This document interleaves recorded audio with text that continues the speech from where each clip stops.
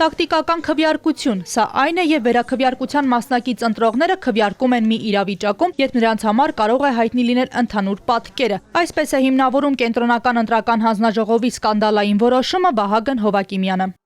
Աբսուրդ բանի ենք հանդիպում տրամաբանության, ասում է, քանի որ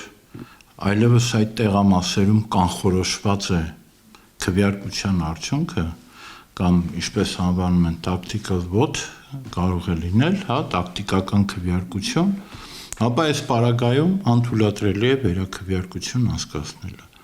Այսինքն Կենտրոնական ընտրական հանձնաժողովը նախ արձանագրում է, որ ինքը պարտավոր էր վերաքվեարկություն կատարել, որը չի անում,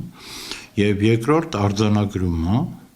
որ ինքը թքած ունի օրենքի վրա, որովհետև ինքը մտավախություն ունի, որ այդ ընտրատեղամասերում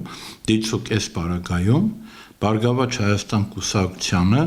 կաջակցեն բոլոր ընդդիմադիր ուժերը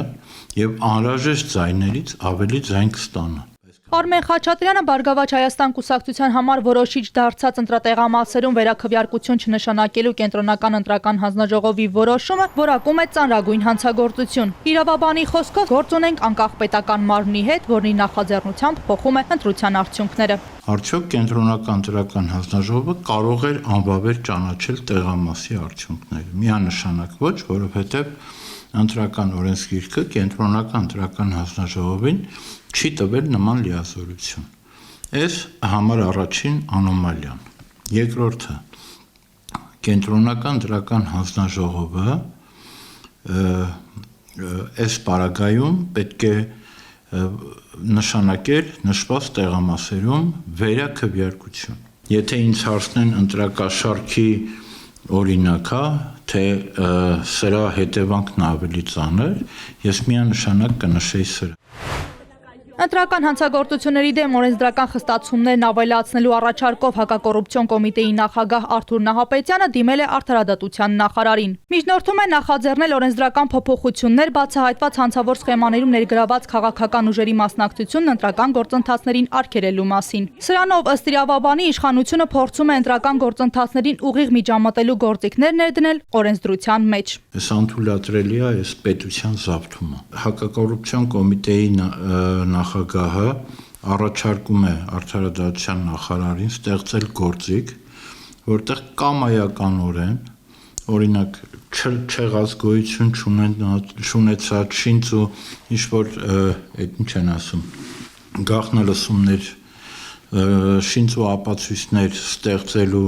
միջոցով որևէ քաղաքական ուժի կամ բոլոր քաղաքական ուժերին կամ ոչ հաճելի քաղաքական ուժերին ուղղակի ընտրական գործընթացներից հետ պահելու համար։ Մենք այդ տղան Նահապետյանը այս դիմումով սկսել է փորել Հայաստանում ժողովրդավարության այն վերջին նշույլների գերեզմանը։ Մոռացեք այսուհետ քվեարկության միջոցով իշխանություն ձևավորելու, իշխանություն փոխելու ինստիտուտը։ Խաչատրյանն ասում է, ընտրական գործընթացներում խախտումների մեծ մասը արել է հենց քաղաքացիական պայմանագիրը, սա առանց նախագծի էլ պետք է արժանանար համապատասխան գնահատականի։ Ես ձեզ վստահեցնում եմ, որ քաղաքացիական պայմանագիր կուսակցության ընտրություններից հեռու պահելու համար կամ այդ կուսակցությանը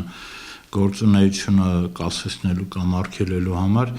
կան այս պահին գործում են բոլոր սահմանադրական գործիքակազմերը եւ կան դրա բոլոր հիմնավոր առիթներն ու պատճառները։ Այն, ինչ առաջարկում է հակակոռուպցիոն կոմիտեի նախագահը, ըստ մասնագետի չի կարող լինել իրավական գործընթաց։ Սա դիկտատուրայի դրսևորում է, որով ցանկացած պահի ցանկացած կուսակցության կարող են զրկել ընտրական իրավունքից։ Մանուշակ Մելքոնյան, Ալեքսանդր Կիրոյան, Էպիկենտրոն։